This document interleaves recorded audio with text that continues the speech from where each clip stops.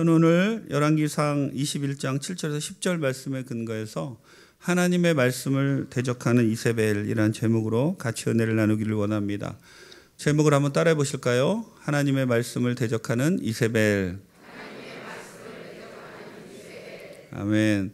우리가 열왕기상 21장 말씀을 가지고 제가 두 번 정도 말씀을 나눴고요. 이제 앞으로 한 3번 정도 더 오늘 포함해서 같이 은혜를 나누려고 하는데, 열왕기상 21장에는 이 아합과 이세벨이 하나님이 자신에게 주신 권력을 이용해서 나봇이라는 사람의 포도원을 빼앗는 그러한 장면이 나옵니다. 또 거기에 동조하는 장로들과 귀인들이 있고요. 그래서 이 사건은 여러 가지 면에서 우리에게 많은 것을 가르쳐주고 있어요. 욕심이 아주 많았던 아합에 대해서, 또 하나님의 말씀을 지키는 나봇에 대해서, 악녀의 표본 같은 이세벨에 대해서, 또 자리를 유지하려고 정권과 야합하는 지도자들에 대해서 여러 가지 면에서 단 한 가지 이 사건이 그 사람들이 각자가 보여주는 그런 면면들을 통해서 하나님이 우리에게 주시는 큰 은혜가 있습니다.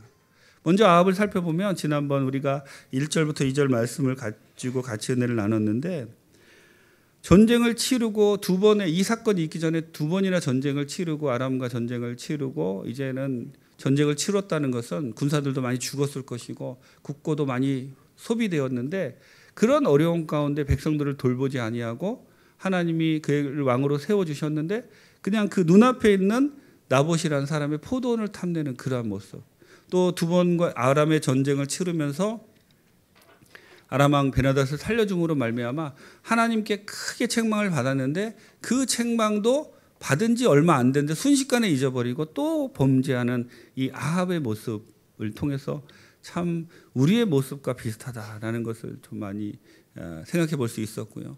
또 나봇이라는 사람은 이 왕이 포도원을, 더 좋은 포도원을 줄 것이다. 그 포도원을 나에게 주기만 하면 내가 더 좋은 포도원을 줄 것이다. 아니면 그 더 많은 돈으로 그 포도원을 내가 살 거니까 나에게 넘겨라 했을 때, 사실은 왕의 명령이니까 내가 거절하기 힘들다 이런 마음을 가지고 그 시루에 편승해서 호의호식할 수 있는 그런 기회가 있었겠죠. 하지만 하나님이 나에게 주신 이 유산을 내가 왕에게 팔 수 없습니다라고 시루에 야합하지 아니하고 하나님의 말씀을 택하는, 호의호식할 기회를 버리고 하나님의 말씀을 택하는 귀한 믿음의 사람의 모습을 나봇이 보여주고 있습니다. 여러분들이 이 나봇처럼 귀한 분들이 다 되시기를 바랍니다. 오늘은 이 이세벨에 관한 이야기인데, 아합을 보면 무슨 문제가 생기면 골방으로 숨어 들어가는 이 어떻게 보면 우유부단하고 결정하지 못하는 그런 남자였어요. 그런데 이세벨은 그런 아합에 반해서 실행에 옮기는 아주 여장부라고 할 수 있지만 악한 여자의 대명사입니다. 오늘 이 이세벨의 이야기를 통해서 하나님께서 우리에게 어떤 은혜를 주실지 같이 살펴보기를 원합니다. 첫째로 이세벨은 하나님이 주신 지위를 멸시합니다. 7절 말씀 우리 같이 한번 읽겠습니다. 그의 아내 이세벨이 그에게 이르되 왕이 지금 이스라엘 나라를 다스리시나이까 일어나 식사를 하시고 마음을 즐겁게 하소서. 내가 이스라엘 사람 나봇의 포도원을 왕께 드리리이다 하고. 아합이 나봇에게 제안을 했어요. 내가 그 포도원을 원하는데 그 포도원을 주면 더 좋은 포도원을 주든지 아니면 내가 돈으로 아주 많은 금액으로 당신에게 주겠다 했는데, 나합이 하나님의 유산을 당신에게 팔 수 없습니다. 거절하죠. 그러니까 그 모든 사정을 아는 이 아합이 자기는 어떡하지 못하고 끙끙대면서 그 이야기를 이세벨이 한 거예요. 그 아내에게 한 거죠. 그러니까 이세벨이 뭐라고 이야기하냐면, 지금 왕이 이스라엘을 나라를 다스리시니까 라고 이렇게 반문합니다. 원어적인 의미를 보면 어떻게 되어 있냐면, 이제 이스라엘 위에 왕권을 행사하십시오라는 이런 표현이에요. 이세벨의 말 속에는 어떤 뜻이 있냐면, 당신이 지금 하루 이틀 이스라엘 왕도 아닌데 그런 작은 문제를 가지고 그렇게 고민하느냐, 그냥 무력으로 빼앗으라라는 그러한 뜻이 있는 것이죠. 여러분, 하나님이 아합 왕을 이스라엘 왕으로 세워주신 것은 아합 왕을 통하여 이스라엘 백성들이 잘 하나님을 섬기게 하기 위함이고, 그리고 아합 왕은 그 직무를 잘 알아서 백성들을 잘 섬기고 백성들이 하나님의 뜻에 따라 잘 살아가도록 이렇게 돕고, 그리고 외적이 쳐들어오면 그 외적을 물리치는 그것을 위해서 하나님은 아합 왕에게 힘을 주셨습니다. 그런데 이세벨의 말을 보면 하나님이 그러한 목적으로 그런 용도로 힘을 주시고 지위를 주셨는데 그 지위를 이용해서 개인의 욕심을 채우라는 거예요. 그 지위를 이용해서 사리 사욕을 채우고 그 지위를 남용하도록 부추기는 그러한 이세벨의 모습을 봅니다. 여러분, 이런 일들은 몇천 년 전에 북이스라엘에서만 있었던 것이 아니라 지금도 계속되고 있습니다. 그 위치에 하나님이 어느 누구든 지금 우리가 그 로마서 말씀도 보면 모든 권세는 하나님으로부터 온다 그랬어요.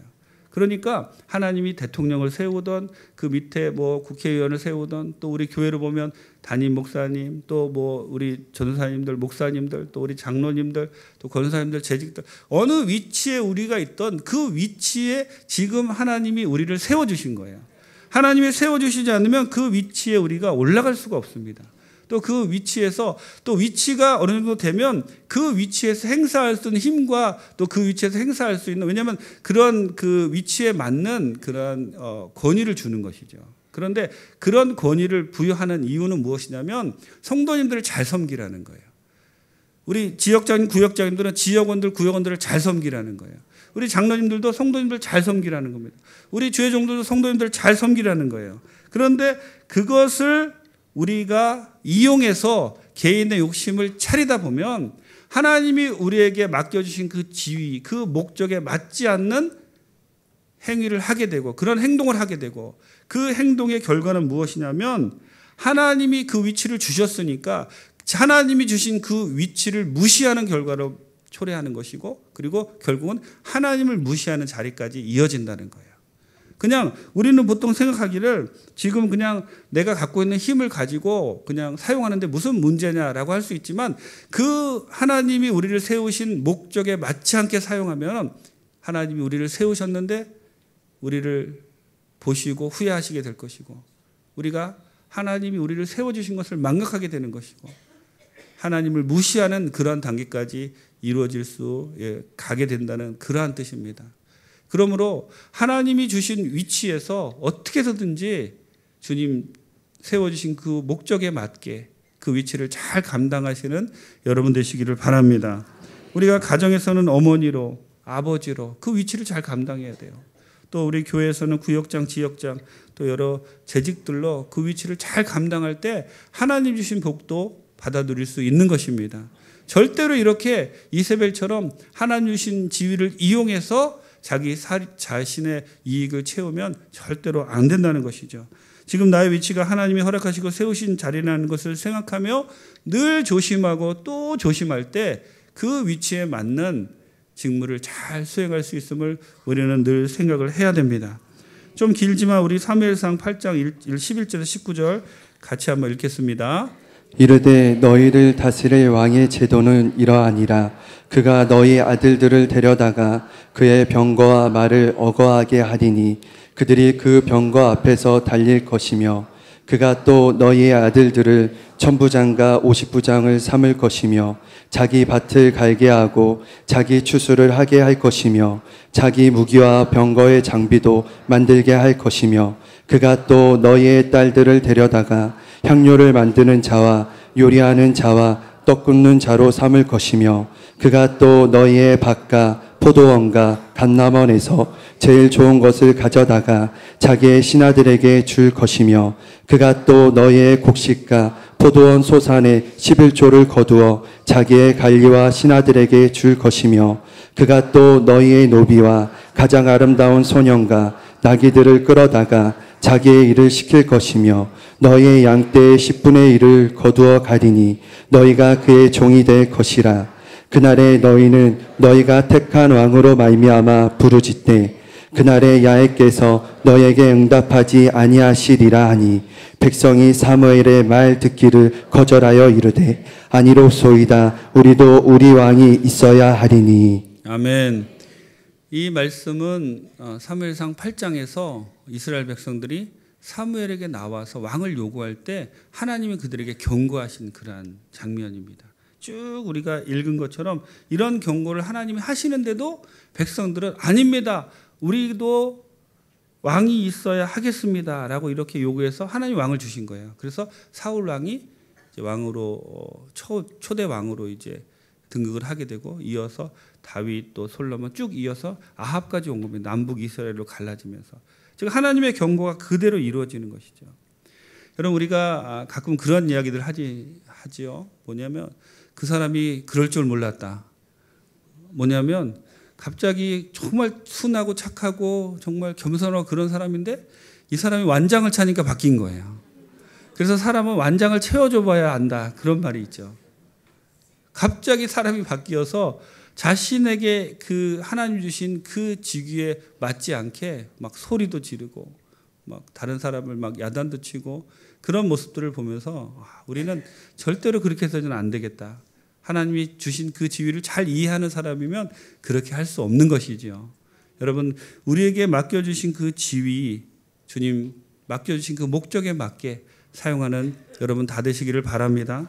둘째로 이세벨은 아합을 무시하고 있습니다. 8절 말씀 같이 읽겠습니다. 아합의 이름으로 편지들을 쓰고 그 인을 치고 봉하여 그의 성읍에서 나봇과 함께 사는 장로와 귀족들에게 보내니. 아멘.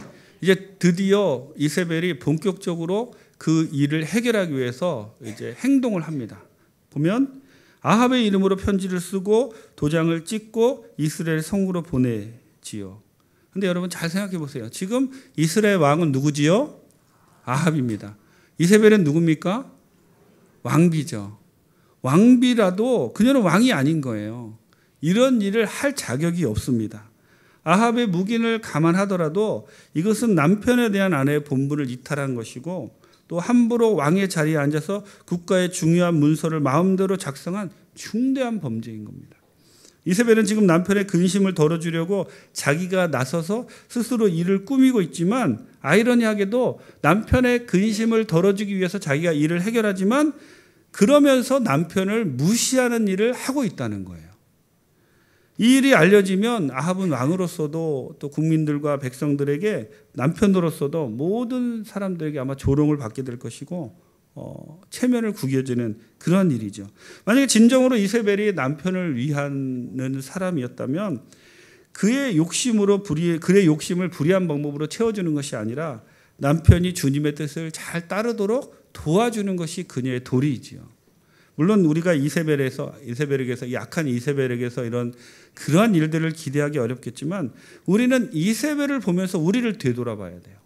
우리가 어떤 면을 이세벨을 보면서 우리가 되돌아봐야 할까요? 가정에서나 직장에서나 구역에서나 또는 지역에서 우리 교회에서 우리는 직분을 맡으신 분들이 있습니다. 지역장님, 구역장님, 우리 장로님들, 권사님들 또 각 직분을 맡으신 분들이 있는데 그런 분들이 일을 하려면 같이 옆에서 도와주는 사람들이 필요해요. 그런데 가끔 도와주는 사람, 우리가 옆에서 열심히 도와주는 사람이 지역장님이나 구역장님보다 일을 훨씬 잘할 수도 있어요. 막 잘하고 또 잘했다 칭찬받고 하면 그분들이 열심히 일하는 거 좋죠. 같이 협력해서 열심히 일하는데 그러다 보면 열심히 일을 하다가 권위에 순종해야 되는데 지가 구역장이면 다야 내가 훨씬 일을 잘하는데 이런 마음으로 구역장을 무시하고 막 일을 하기 시작한다는 거예요. 그러면 그때부터 그 구역은 말썽이 일어납니다. 왜냐하면 하나님은 질서의 하나님이기 때문에 그래서 다 질서를 세워놓으신 거예요. 그냥 하나님이 아무 뜻 없이 세워놓으신 것이 아니라 우리 장로님들, 권사님들, 재직들 다 그 직분에 맞게 다 세워놓으신 겁니다. 그 부족하고 연약하더라도 그분을 세우신 분이 하나님이신 거예요. 그분을 존중하고 그 밑에서 열심히 사역해서 일을 할 때 아름다운 하나님의 사역이 이루어지는 것이지. 여러분 기능적으로는 우리가 다른 사람보다 많이 잘할 수 있어요. 하지만 교회는 기능적으로 잘하는 사람들이 모이는 것이 아니라 순서적으로 질서적으로 하나님이 세우신 사람들이 모여서 하나님을 섬기는 것이 교회입니다.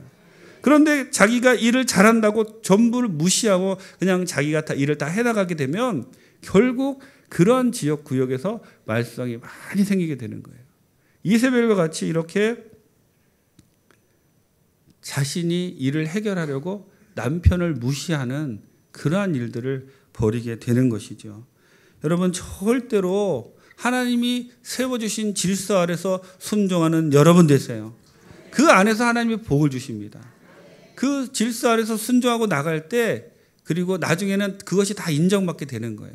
지금 막 열심히 일했는데 나중에 보니까 공은 지역장님이, 구역장님, 교구장님이 다 가져가는 것 같아요. 그러니까 막 나서서 내가 열심히, 사실은 저 사람이 아니야, 내가 열심히 해서 이렇게 일이 된 거야 라고 나타내고 싶지요. 하지만 그럴 때 좀 참고 겸손하게 더 기도하며 나가면 나중에 하나님이 다 드러내 주십니다. 자기가 스스로 드러내서 높아진 것은 금방 가라앉아요.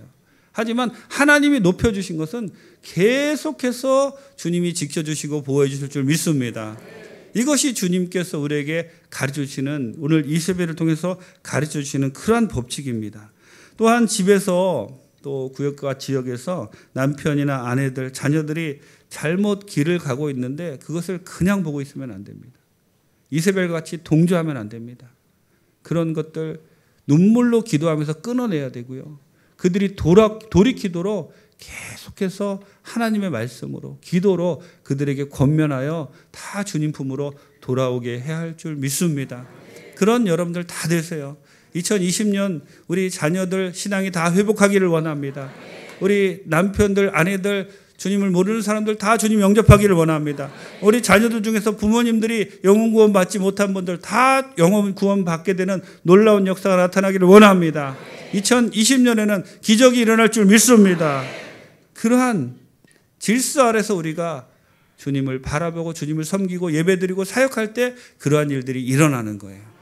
우리 사무엘하 6장 20절에서 23절 같이 한번 읽겠습니다. 다윗이 자기의 가족에게 축복하러 돌아오매 사울의 딸 미갈이 나와서 다윗을 맞으며 이르되 이스라엘 왕이 오늘 어떻게 영화로우신지 방탕한 자와 염치 없이 자기의 몸을 드러내는 것처럼 오늘 그의 신복의 계집종의 눈앞에서 몸을 드러내셨도다 하니 다윗이 미갈에게 이르되 이는 야훼 앞에서 한 것이니라. 그가 내 아버지와 그의 온 집을 버리시고 나를 택하사 나를 야훼의 백성 이스라엘의 주권자로 삼으셨으니 내가 야훼 앞에서 뛰놀리라. 내가 이보다 더 낮아져서 스스로 천하게 보일지라도 내가 말한 바 계집종에게는 내가 높임을 받으리라 한치라. 그러므로 사울의 딸 미갈이 죽는 날까지 그에게 자식이 없으니라. 아멘. 오늘 본문의 이야기는요, 사울에게 죽음의 위협을 겪었던 다윗이 드디어 처음에는 유다의 왕으로 7년 6개월을 지내다가 드디어 온 이스라엘의 왕이 돼요. 얼마나 기뻤겠어요. 그 다윗이 제일 처음 한 일이 무엇이냐면 법궤를 다윗성으로 옮기는 일이었어요. 그러니까 하나님의 그 임재하심을 사모해서 그 법궤를 다윗성으로 옮기는데 다윗이 쓴 방법이 뭐냐면 새 수레에다 법궤를 옮깁니다. 근데 이 새 수레를 쓰는 방법은 하나님이 명하신 방법이 아니라 블레셋 사람들의 방법이었어요. 그러자 나곤의 타작마들이 마당에 이르러서 그 소들이 띠므로 우사가 그것을 잡다가 하나님이 치심으로 우사가 죽습니다. 그래서 베레스 우사라 칭하고 법궤는 오베데돔의 집에 가서 3개월을 머물게 되죠. 이스라엘의 모든 지도자들 3만 명을 모아놓고 다윗이 자기를 자랑하려고 법궤를 옮기다가 처참하게, 어떻게 보면 심한 말은 안 하겠지만 망신을 당합니다. 개망신을 당한 거죠. 그리고 나서는 이제 깨달은 거예요. 아, 하나님의 법궤를 옮기는 내가 블레셋 사람들의 방법을 썼구나. 하나님의 법궤는 고핫 자손들이 어깨에 메고 옮기게 되어 있어요. 그래서 다시 어깨에 메고 고핫 자손들이 옮기니까 하나님의 법궤가 순조롭게 다윗성으로 들어오게 되는 거예요. 다윗이 얼마나 기뻤겠어요. 그 장면을 보고 너무 기뻐서 춤추다가 옷이 다 벗어지는 것도 모르는 거예요. 그냥 옷이 벗어지는 것도 모르고 열심히 춤을 췄는데 아내 미갈이 그것을 보고 있다가 놀린 거죠. 들어오자마자. 아이고, 왕이 돼가지고 옷이나 제대로 입지 말이야. 그 춤추느라고 옷을 다 벗고 그러냐고. 그러니까 다윗이 너무나 화가 납니다. 그래서 오늘 본문에 이야기를 합니다. 내가 이보다 더 낮아져서 스스로 천하게 보일지라도 내가 말한 바 계집종에게는 내가 높임을 받으리라. 나는 하나님 앞에서 이렇게 춤을 춘 거야. 내가 세상에 나가서 그렇게 춘 것이 아니라 하나님 앞에서 춤을 춘 거야. 당신이 그렇게 이야기하는 건 아니지. 그러니까 하나님이 그래도 어떻게 하시냐면 죽는 날까지 자식이 없게 만드시는 거예요. 남편을 무시한 결과가 이렇게 다가오는 겁니다. 여러분, 이 부분을 우리는 잘 이해해야 돼요. 하나님은 질서의 하나님이세요. 가정에서는 남편이, 어머니가, 그리고 우리 주님의 공동체에서는 하나님이 세우신 그 직분자들이 다 주님의 일을 감당할 때 그분들과 함께 주님을 섬길 때 큰 복이 임하게 될 줄 믿습니다. 셋째로 이세벨은 하나님의 말씀을 악용합니다. 9절부터 10절 같이 한번 읽겠습니다. 그 편지 사연에 이르기를 금식을 선포하고 나봇을 백성 가운데 높이 앉힌 후에 불량자 두 사람을 그의 앞에 마주 앉히고 그에게 대하여 증거하기를 내가 하나님과 왕을 저주하였다 하게 하고 곧 그를 끌고 나가서 돌로 쳐 죽이라 하였더라. 아멘. 본문을 보면 이세벨이 어떻게 하나님 말씀을 교묘하게 악용하는지 잘 보여주고 있습니다. 먼저 금식을 선포하라 그랬는데 금식을 선포하는 것은 이스라엘의 국가적인 재난이 있을 때 금식을 선포했어요. 그리고 특별히 공동체 내에 숨은 악행이나 범죄가 드러나기 위해서 금식을 선포하고 기도하는 겁니다. 왜 이렇게 금식을 선포하라고 했냐면 나봇의 죄가 그만큼 중대하도록 꾸민 거예요. 그리고 나서는 시정잡배 둘을 내세워 나봇에 대한 증인으로 세우라고 하고 나봇이 하나님과 왕을 저주하였다는 그러한 죄목으로 잡아서 나봇을 돌로 쳐 죽입니다. 이것도 율법에 다 기록합니다. 기록되어 있는 거예요. 그러니까 그 율법에 기록되어 있는 모든 것에 맞춰서 하나님 말씀에 근거해서 이세벨은 나봇을 없애는 것이죠. 이세벨은 이방 출신이라 하나님 말씀을 모른다고 발뺌하지 못할 정도로 철저하게 하나님의 말씀을 악용하여 나봇을 없애고 포도원을 탈취합니다. 여러분, 오늘 우리 주변에도 이러한 하나님의 말씀을 악용하는 사람들이 많습니다. 먼저는 하나님 말씀을 악용한다는 뜻은 뭐냐면 하나님이 말씀하신 본래 그 의도와 다른 목적을 가지고 하나님 말씀을 전하고 있다는 거예요. 하나님이 우리에게 말씀을 주신 이유는 하나님을 더 깊이 알기 위함이고 하나님의 말씀을 통해서 영원히 구원받기 위함이고 성도들을 바로 세우기 위함이고 우리가 하나님의 뜻 가운데 살아가도록 하나님이 우리에게 말씀을 주셨습니다. 그런데 하나님 말씀을 악용하는 사람들이 있어요. 가장 하나님 말씀을 악용하는 사람들은 이단 사이비 집단입니다. 이단 사이비 집단은 그 하나님의 말씀을 이용해서 자기들의 사리 사욕을 채우는 거예요. 얼마나 많은 사람들이 실천지나 하나님의 교회 안상원 증인이나 JMS 이런 데 가서 그 젊은이들이 자기들의 인생을 망치고 그리고 가정을 망치고 정말 하나님의 말씀을 잘못 전하는 사람들을 말미암아 얼마나 큰 피해를 입고 있는지를 모릅니다. 그러므로 우리는 절대로 하나님의 말씀을 잘못 전하는 사람들을 따라가면 안 돼요. 하나님의 말씀을 잘못 전하는 사람들을 따라가면 그 사람들 잘못 전하는 그 말씀으로 인해서 우리의 영이 살아나는 것이 아니라 우리의 영이 오히려 죽어나가고 가족이 우리 파괴되고 그리고 정말로 하나님의 뜻이 말씀으로 이루어지지 않는 그런 것들을 보게 됩니다. 우리는 이세벨을 보면서 또한 어떠한 경우에도 하나님이 주신 은사와 말씀을 자기 사역을 채용하는 데 사용하면 안 됨을 우리는 알아야 합니다. 여러분, 교회 내에서도 내가 기도해 봤는데 어떤 장로님 1,000만 원 헌금하십시오. 거짓말입니다. 절대로 그렇게 믿고 가져오시면 안 돼요. 내가 기도했는데 어쨌다고 그러면 잠깐 기다리시라고 나도 기도해 보겠다고 이러셔야 되는 거예요. 그 사람이 기도한 걸 믿고 왜 따라갑니까? 여러분, 절대로 하나님 말씀에 벗어난 그 어떤 것이라도 우리는 믿고 따라가면 안 됩니다. 왜냐하면 하나님 말씀이 너무 좋고 이것이 진짜이기 때문에 가짜가 많은 거예요. 이것이 진짜가 아니라면 가짜가 필요 없겠죠. 성경이 이 세상의 모든 책보다 가장 많이 이단을 많이 발생시킨 책이 성경입니다. 쭉 나가다가 끝이 달라지는 거예요. 이단은 끝이 달라진다는 것이죠. 쭉 같이 나가는 것 같은데 마지막에 틀려집니다. 쭉 보면 나가다가 자기가 구세주라고 그러고 자기에게 돈을 가져오라고 그러고 그런 건 다 잘못된 가르침입니다. 그러므로 우리는 영적으로 깨워서 절대로 이러한 말씀을 악용하는 사람들에게 속지 않도록 우리는 더욱 영적으로 깨어서 기도하며 주님께서 택하신 바른 공동체 안에서 바르게 양육받고 바르게 공부하고 바르게 말씀을 읽는 그러한 우리 성도님들이 다 되어야 할 줄 믿습니다.